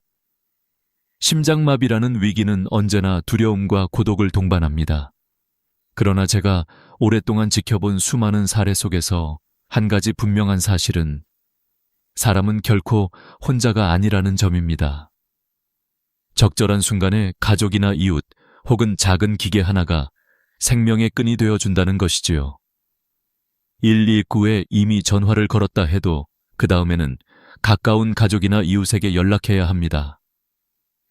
지금 심장마비 증상이 있어서 119에 신고했으니 빨리 와주세요. 이렇게 간단 명료하게만 말하면 됩니다. 그 한마디가 환자에게는 심리적 안정이 되고 구조대가 도착할 때까지 이어지는 다리가 됩니다. 제가 만난 환자 박철수 씨는 아내가 친정에 간 날 혼자 있다가 가슴 통증을 겪었습니다. 그는 즉시 아들에게 전화를 걸었지만 아들이 멀리 있어 금방 올 수 없는 상황이었지요. 그래서 평소 친하게 지내던 옆집 아주머니께 전화를 걸었습니다. 아주머니는 곧장 달려와 구급차가 도착할 때까지 곁을 지켜주었습니다. 환자는 말했습니다. 누군가 옆에 있다는 것만으로도 살 수 있다는 용기가 생겼습니다. 이 경험을 통해 저는 늘 강조합니다. 도움을 요청하는 것을 부끄러워하지 마십시오. 한두 명이면 충분합니다. 많은 사람에게 일일이 설명하려 애쓰다 보면 체력을 낭비하고 혼란에 빠질 수 있습니다. 가까운 가족 혹은 신뢰할 수 있는 이웃, 이 정도면 충분합니다. 그리고 오늘날에는 기술이 또 다른 구원자가 될 수 있습니다. 바로 스마트폰의 응급 의료 정보 기능입니다. 아이폰을 사용하신다면 건강 앱에서 의료 아이디를 설정해 두십시오. 혈액형, 복용 중인 약, 알레르기, 긴급 연락처를 입력해 놓으면 폰이 잠겨 있어도 구급대원이 즉시 확인할 수 있습니다. 안드로이드 폰도 마찬가지입니다. 안전 및 긴급 메뉴에서 의료 정보를 설정해 두면 화면이 잠겨 있어도 볼 수 있습니다. 저는 실제로 이 기능이 환자의 생명을 살린 사례를 경험했습니다. 정문식 씨는 와파린이라는 혈액 희석제를 복용 중이었는데 심장마비로 의식을 잃은 채 발견되었습니다. 구급대원이 휴대폰의 의료 정보를 확인하고 즉시 병원에 알렸습니다. 덕분에 위험한 약물 상호작용을 피할 수 있었고 환자는 무사히 회복할 수 있었습니다. 만약 그 정보가 없었다면 응급처치는 훨씬 위험했을 것입니다. 혼자라는 상황은 누구에게나 두렵습니다. 그러나 가족, 이웃, 그리고 작은 기계의 준비는 우리가 결코 혼자가 아님을 알려줍니다. 저는 수많은 노인 환자들에게 늘 이렇게 말씀드립니다. 당신이 혼자 살아도 준비된 연락망이 있다면 결코 혼자가 아닙니다. 냉장고나 현관에 긴급 연락처를 붙여두는 것도 좋은 방법입니다. 응급 상황에서 구급대원이 가장 먼저 보는 곳이 바로 그곳이기 때문입니다. 여러분, 심장마비는 불시에 찾아옵니다. 그러나 두려움 속에서도 우리는 외치며 기억해야 합니다. 나는 혼자가 아니다. 작은 도움을 청하는 손길, 스마트폰의 설정, 냉장고 위의 쪽지. 이 모든 것이 심장을 뛰게 하는 또 다른 심줄입니다. 이제 마지막으로 저는 제 삶이 가르쳐준 교훈을 나누고 싶습니다. 의학의 발전과 수많은 기술보다 더 중요한 것, 바로 예방과 마음가짐입니다. 다음으로 이어지는 마지막 부분에서 저는 50년간 의사로 살아오며 얻은 궁극적인 깨달음을 말씀드리겠습니다. 그것은 단순히 위기를 넘기는 법이 아니라 평생을 지켜주는 삶의 지혜입니다. 삶이 가르쳐준 교훈. 저는 82년의 인생과 50년의 의사 생활을 통해 한 가지 분명한 진실을 배웠습니다. 의학은 생명을 구하는 강력한 도구지만 무엇보다 중요한 것은 준비와 예방이라는 사실입니다. 심장마비라는 거대한 폭풍은 언제든 찾아올 수 있습니다. 그러나 그 순간을 어떻게 맞이하느냐는 우리가 평소에 어떤 마음가짐과 생활을 했는가에 달려 있습니다. 저는 수많은 환자들을 보았습니다. 어떤 이는 두려움에 휩싸여 아무것도 하지 못했고 결국 소중한 시간을 잃었습니다. 또 어떤 이는 평소에 배운 대로 침착하게 행동하며 한 단계씩 지침을 따라갔습니다. 그 차이가 생과 사를 갈랐습니다. 저는 그 모습을 지켜보며 확신하게 되었습니다. 준비된 사람은 위기를 기회로 바꿀 수 있다. 예방은 단순한 구호가 아닙니다.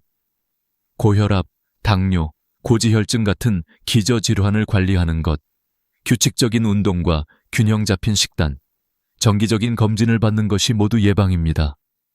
특히 가족력이 있는 분들은 더 일찍부터 심장 검사를 시작해야 합니다. 부모나 형제 중 심장병을 앓은 분이 있다면 40세부터는 매년 검진을 받는 것이 좋습니다. 저는 환자들에게 항상 말합니다. 병원은 아플 때만 오는 곳이 아니라 아프지 않기 위해 오는 곳입니다. 그리고 저는 또 한 가지를 강조하고 싶습니다. 그것은 두려움을 다루는 법입니다. 실제로 위기 상황에서 살아남은 환자들은 공통적으로 이렇게 말했습니다. 겁이 났지만 차근차근 내가 할 수 있는 일을 해나갔습니다. 바로 이 태도가 운명을 바꾸었습니다. 두려움을 없앨 수는 없습니다.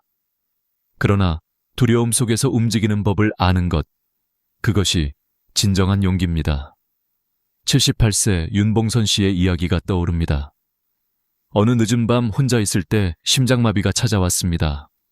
그러나 그는 며칠 전 손녀에게 들은 응급대처법을 떠올리며 침착하게 행동했습니다. 신고, 문 열기, 올바른 자세, 호흡. 그는 차근차근 단계를 밟아 나갔고 결국 무사히 살아남았습니다. 나중에 그가 제게 이렇게 말했습니다. 그 순간 나는 죽음보다도 내가 아직 할 수 있다는 생각에 집중했습니다. 그 말은 제 마음속 깊이 새겨졌습니다. 여러분, 이 이야기를 끝까지 들어주신 지금 이 순간부터 여러분은 이미 준비된 사람입니다. 오늘 배운 7단계를 마음속에 새기고 평소 생활에서 작은 예방들을 실천한다면 심장마비라는 폭풍이 닥쳐도 두려움 속에서 길을 찾을 수 있습니다. 저는 의사로서 또 한 인간으로서 여러분께 마지막으로 이렇게 말씀드리고 싶습니다.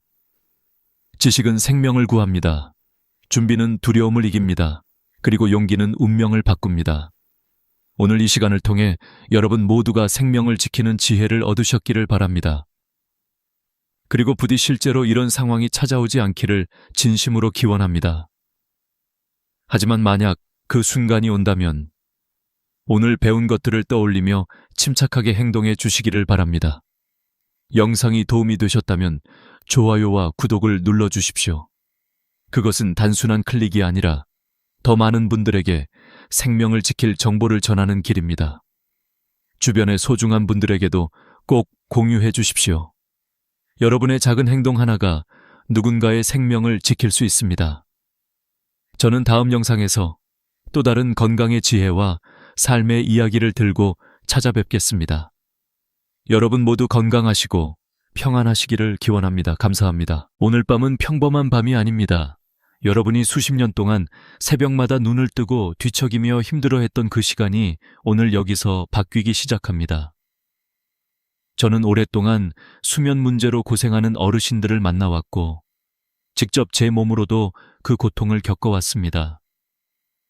새벽 3시, 이유 없이 번쩍 눈이 떠지고 다시는 잠들지 못해 천장을 바라보다가 아침을 맞이하는 날이 얼마나 괴로운지 저는 잘 압니다.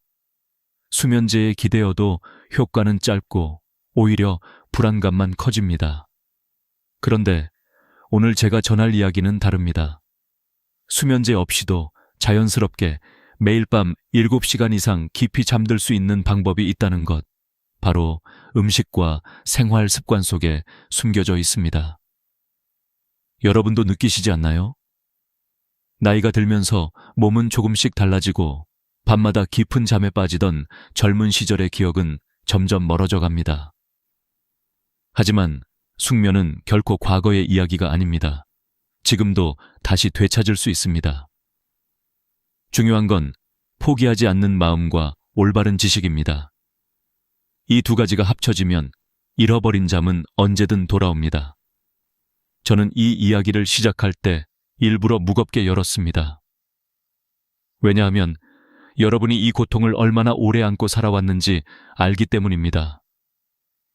그러나 동시에 오늘 밤이 반전의 시작이 될 수 있다는 희망을 전하고 싶기 때문입니다.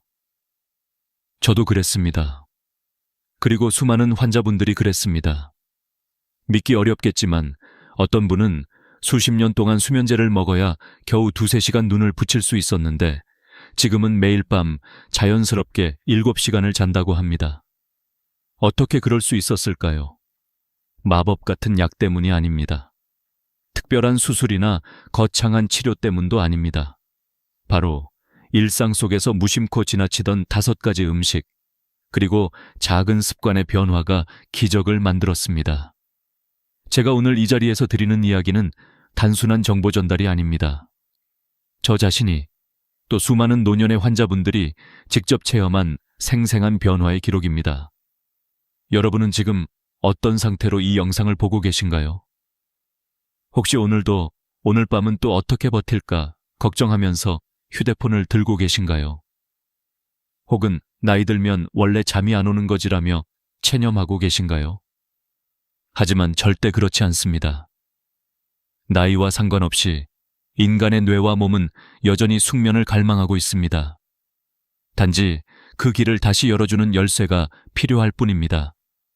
지금부터 저는 여러분께 그 열쇠를 하나하나 보여드릴 겁니다.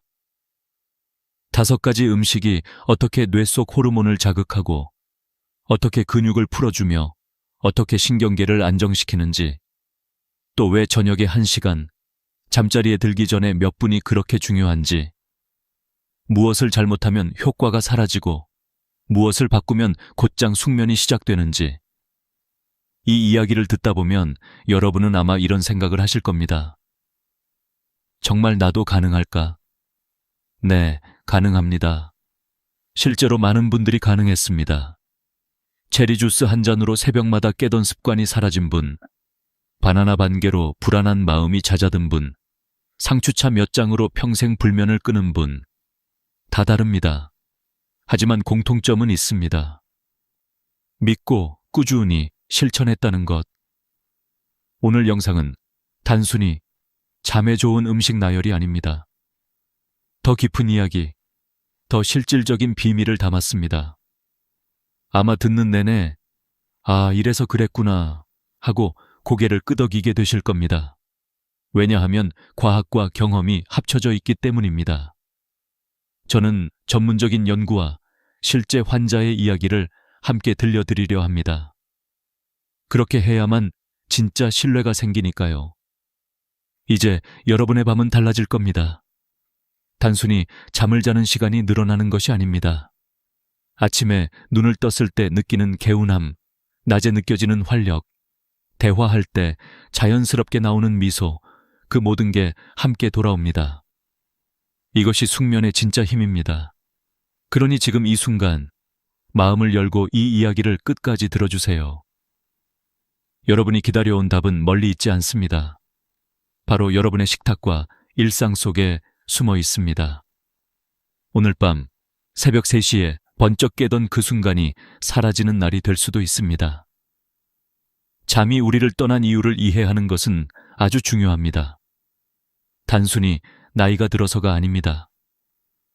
많은 분들이 60세 넘으면 원래 잠이 줄어드는 거야 라고 생각하시지만 사실 그것은 오해입니다.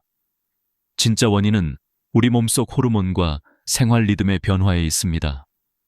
젊을 때는 저녁이 되면 자연스럽게 졸음이 쏟아졌는데 지금은 오히려 눈이 또렷해지고 시계만 자꾸 보게 되는 이유가 있습니다.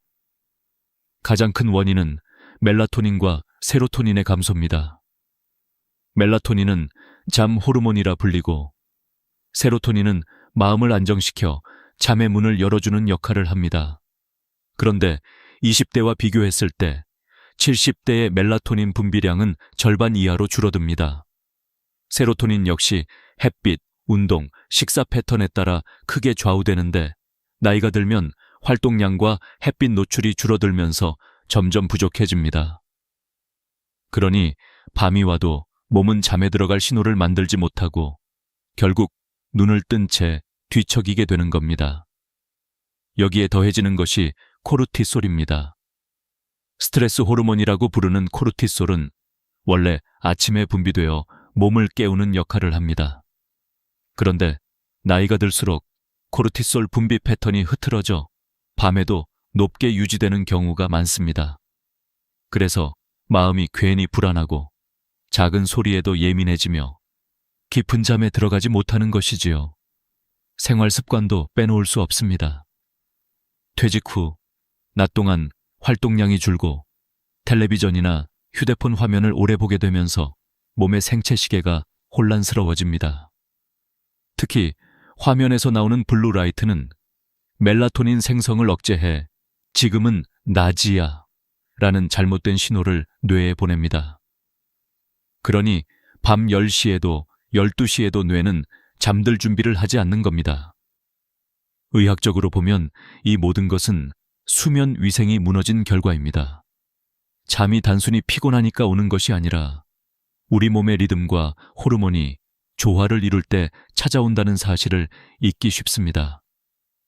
나이가 들수록 이 조화가 약해지는데 여기서 중요한 것은 되돌릴 수 있다는 점입니다. 멜라토닌은 음식과 습관으로 보충할 수 있고 세로토닌은 햇빛과 활동으로 충분히 되살릴 수 있습니다. 코르티솔 역시 올바른 저녁 루틴을 통해 안정시킬 수 있습니다.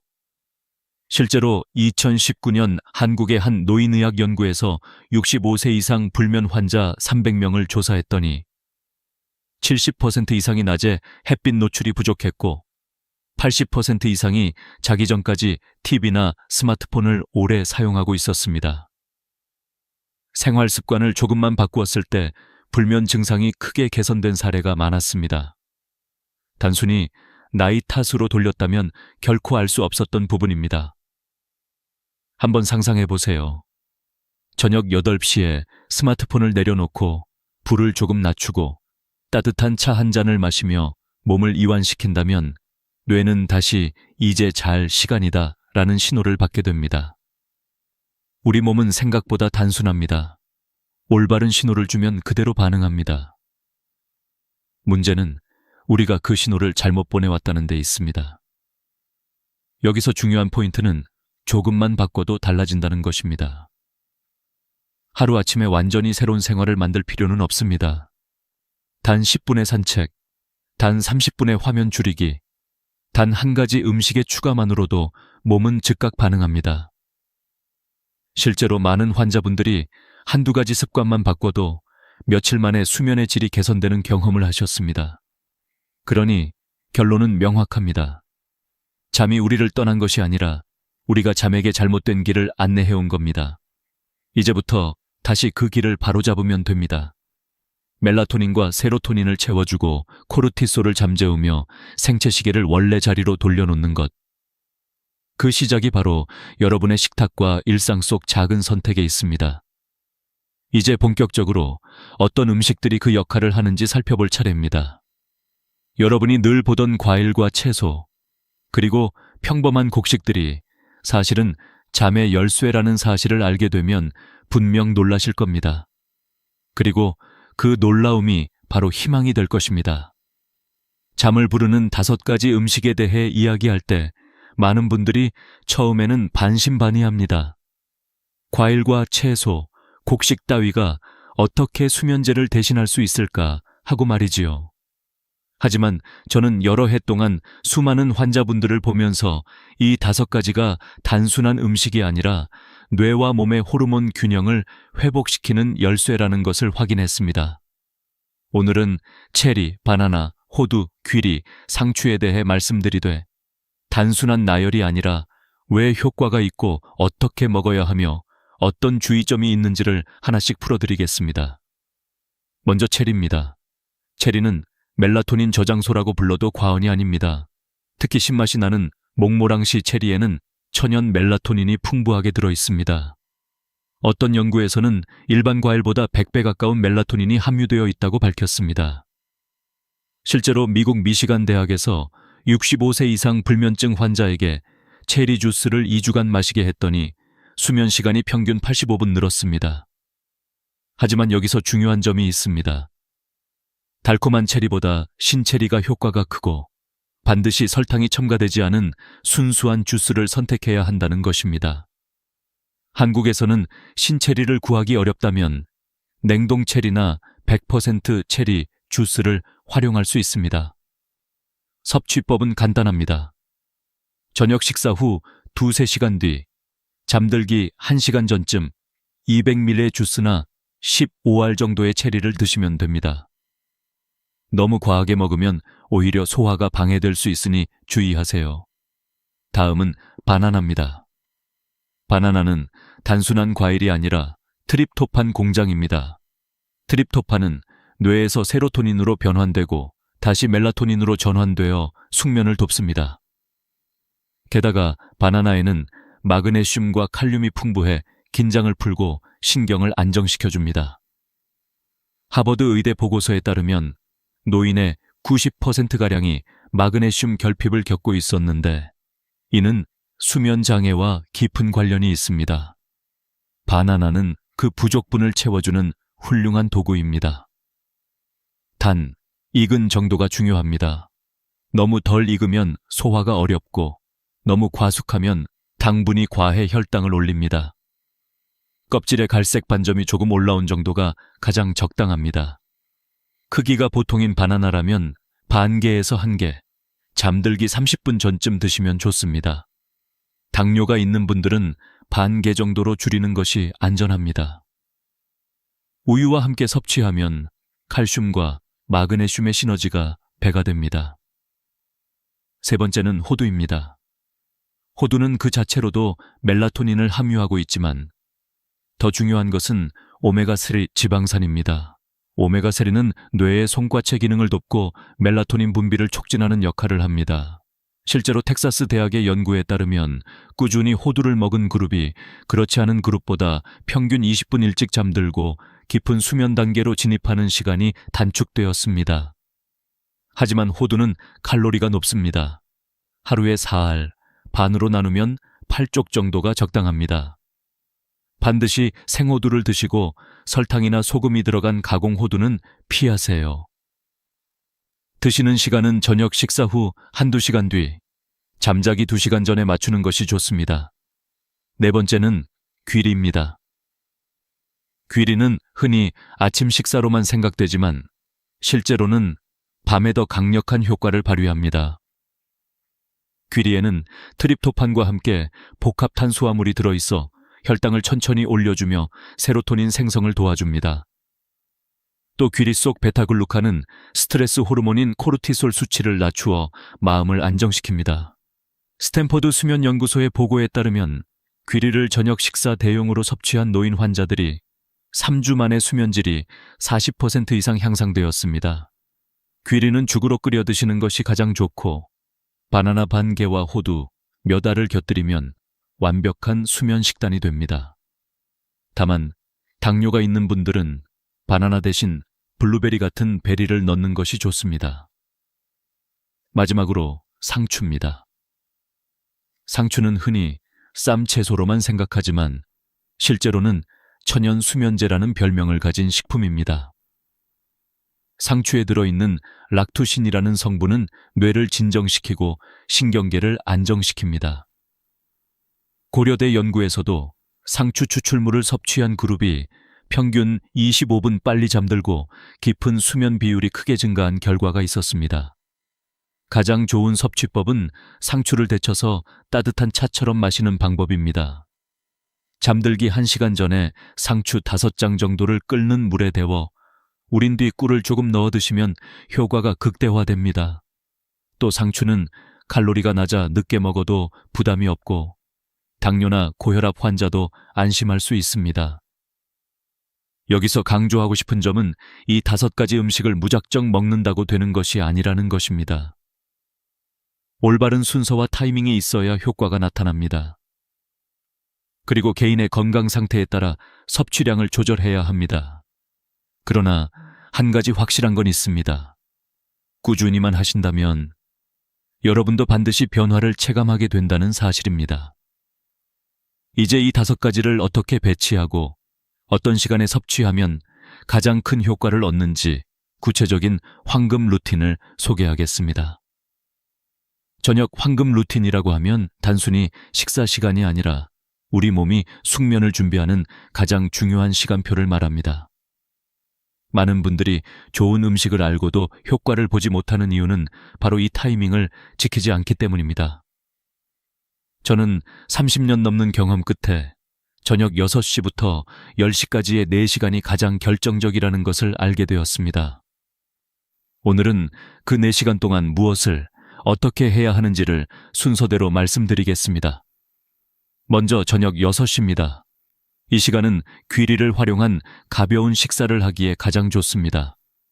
너무 기름지고 무거운 음식은 소화를 방해하고 위장을 더디게 만들어 수면의 질을 떨어뜨립니다. 귀리 3큰술에 물 300ml를 넣고 10분 정도 끓이면 따뜻하고 부드러운 죽이 됩니다. 여기에 바나나 반 개를 잘게 썰어 넣으면 트립토판이 보충되고 호두 몇 알을 곁들이면 오메가3의 힘까지 더해집니다. 이렇게 하면 단순히 배를 채우는 것이 아니라 숙면 호르몬을 만들어내는 재료를 몸에 차곡차곡 쌓아주는 셈입니다. 저녁 7시 30분쯤에는 상추를 드시는 게 좋습니다. 식사 후 약 1시간 반 뒤가 가장 적절한데 상추 5장 정도를 가볍게 쌈으로 드시거나 뜨거운 물에 데쳐 차로 마시면 됩니다. 이 시점에서 상추의 락투신 성분이 서서히 흡수되며 신경계를 안정시키기 시작합니다. 늦은 밤에 긴장하거나 불안감이 심해지는 분들은 이 상추차가 큰 도움이 될 것입니다. 저녁 8시 30분은 호두 타임입니다. 저녁 식사로부터 약 2시간 반이 지난 이 시간에 호두 4알 정도를 천천히 씹어 드세요. 호두 속 오메가3가 뇌 속 멜라토닌 분비를 돕고 그 효과가 2-3시간 뒤 본격적으로 나타나기 시작합니다. 주의할 점은 너무 늦게 드시면 소화가 부담이 될 수 있다는 것입니다. 따라서 이 시간대가 가장 적절합니다. 저녁 9시에는 체리를 섭취할 시간입니다. 100% 체리 주스 200ml 한 잔이나 생체리 15알 정도가 적당합니다. 이때부터 체리의 천연 멜라토닌이 혈액으로 흡수되어 약 1시간 후 자연스러운 졸음을 불러옵니다. 특히 새벽에 자주 깨던 분들은 체리의 효과를 뚜렷하게 체감하실 수 있습니다. 단, 설탕이 들어간 제품은 피해야 합니다. 마지막으로 저녁 10시, 이제는 잠자리에 들 준비를 해야 합니다. 불을 최대한 낮추고 스마트폰과 TV는 꺼두셔야 합니다. 블루라이트는 멜라토닌 생성을 억제하기 때문에 지금까지 쌓아온 모든 노력이 무너질 수 있습니다. 실내 온도는 약 18-20도, 너무 덥지 않고 시원한 정도가 좋습니다. 이 상태에서 몸을 침대에 눕히면 앞서 드신 음식들의 성분이 혈액 속에 흡수되어 시너지 효과를 발휘하기 시작합니다. 여기서 작은 팁을 하나 더 드리겠습니다. 잠자리에 들기 전 5분 정도는 심호흡이나 가벼운 스트레칭을 해보세요. 복식 호흡으로 천천히 숨을 들이마시고 내쉬는 것만으로도 부교감 신경이 활성화되어 뇌와 몸이 깊은 수면 모드로 전환됩니다. 이때 심장이 차분해지고 천이 서서히 내려가면서 잠의 문이 열리게 됩니다. 결국 중요한 것은 순서와 시간입니다. 6시 귀리와 바나나, 7시 반 상추, 8시 반 호두, 9시 체리, 10시 침실. 이 리듬이 바로 숙면의 황금 루틴입니다. 매일 지키기는 쉽지 않겠지만 일주일에 3번이라도 따라 해보시면 몸이 변하는 것을 분명 느끼실 수 있습니다. 아침에 일어났을 때 머리가 맑아지고 낮에 활력이 생기며 무엇보다도 밤에 잠드는 것이 두렵지 않게 됩니다. 이 황금 루틴은 단순한 권장이 아니라 수많은 환자분들이 직접 실천해보고 효과를 증명한 생활 시나리오입니다. 그러니 믿고 따라와 주십시오. 이제 다음으로는 이 루틴을 통해 실제로 변화를 겪은 사람들의 이야기를 전해드리겠습니다. 진짜 변화를 보여드리기 위해 저는 몇 분의 실제 사례를 준비했습니다. 이름은 가명이지만 모두 제가 직접 상담하고 지켜본 어르신들의 이야기입니다. 이분들의 경험은 단순한 데이터가 아니라 여러분과 똑같이 새벽마다 눈을 뜨고 고통받던 사람들이 어떻게 달라졌는지를 보여주는 생생한 증거입니다. 첫 번째 사례는 72세 김영자 할머니입니다. 평생 농사일을 하며 부지런히 살아오셨지만 정년 이후 활동이 줄면서 밤마다 잠을 이루지 못하셨습니다. 새벽 2, 3시면 늘 눈이 떠지고 다시 잠들지 못해 피곤한 하루를 보내셨습니다. 병원에서는 수면제를 권했지만 부작용이 걱정되어 쉽게 손이 가지 않았습니다. 그러다 우연히 체리와 호두, 귀리죽을 활용한 루틴을 시작하셨습니다. 처음 3일은 큰 차이를 못 느끼셨지만 일주일이 지나자 새벽에 깨는 횟수가 줄었고 3주 뒤에는 평균 수면 시간이 5시간에서 7시간으로 늘었습니다. 특히 가장 감격스러웠던 건 아침에 일어났을 때 머리가 맑다는 느낌을 오랜만에 되찾으셨다는 것이었습니다. 두 번째 사례는 78세 박철수 어르신입니다. 젊은 시절부터 회사 일로 스트레스가 많아 늘 불면증에 시달려 왔습니다. 퇴직 후에는 오히려 더 심해져 하루 3시간 이상 자지 못하는 날이 많았고 낮에는 기운이 없어 산책조차 힘들어졌습니다. 이 어르신은 상추차와 바나나를 중심으로 한 루틴을 시작하셨습니다. 특히 바나나 반 개와 따뜻한 우유를 잠들기 30분 전에 드시는 습관을 매일 지켰습니다. 놀랍게도 2주 만에 수면 시간이 4시간에서 6시간 반으로 늘었고 한 달 뒤에는 밤새 깨는 일이 거의 사라졌습니다. 더 중요한 변화는 낮의 활력이었습니다. 그전에는 점심만 먹으면 늘 졸음이 쏟아졌는데 지금은 동네를 2바퀴 산책할 정도로 기운이 돌아왔습니다. 세 번째는 85세 이순덕 할머니 이야기입니다. 이분은 15년 넘게 수면제 없이는 단 1시간도 잘 수 없었습니다. 하루 3알씩 약을 먹었지만 새벽마다 4-5번 깨는 생활이 이어졌습니다. 그런데 귀리죽과 상추차, 체리 주스를 결합한 루틴을 2주 동안 꾸준히 지킨 후 놀라운 변화가 찾아왔습니다. 처음에는 반신반의했지만 열흘쯤 지나자 약을 절반으로 줄여도 괜찮아졌고 3주 만에 수면제를 완전히 끊으셨습니다. 지금은 밤 10시에 잠들어 새벽 5시까지 한 번도 깨지 않고 주무십니다. 무엇보다 표정이 달라지셨습니다. 예전에는 늘 피곤해 지친 얼굴이었는데 이제는 아침마다 이게 꿈인지 생신지 모르겠다며 활짝 웃으십니다. 이 3사례에는 공통점이 있습니다. 첫째, 음식과 생활 루틴을 꾸준히 지켰다는 점. 둘째, 효과가 바로 나타나지 않아도 포기하지 않았다는 점. 셋째, 작은 변화를 즐기며 몸의 신호에 귀 기울였다는 점입니다. 바로 이 꾸준함이 기적을 만들어낸 것입니다. 의학적 지표로도 확인할 수 있습니다. 수면의 질을 평가하는 지표인 PSQI 점수는 루틴 전에는 평균 15점 이상으로 심한 불면 상태였지만 4주 후에는 7점 이하로 내려가 정상 범주에 들어왔습니다. 또 수면다원 검사에서도 깊은 수면 단계가 늘어난 것이 확인되었습니다. 단순한 기분의 문제가 아니라 실제로 뇌파와 호르몬 수치가 변화한 것입니다. 하지만 모든 분들에게 똑같은 방식이 통하는 것은 아닙니다. 당뇨가 있으신 분들은 바나나와 체리를 조심해야 하고 신장이 약한 분들은 칼륨이 많은 음식을 과다 섭취하면 안 됩니다. 또 약을 드시는 분들은 담당 의사와 상의하는 것이 필요합니다. 중요한 것은 무조건 따라하기보다는 자신의 몸 상태를 이해하고 맞게 적용하는 것입니다.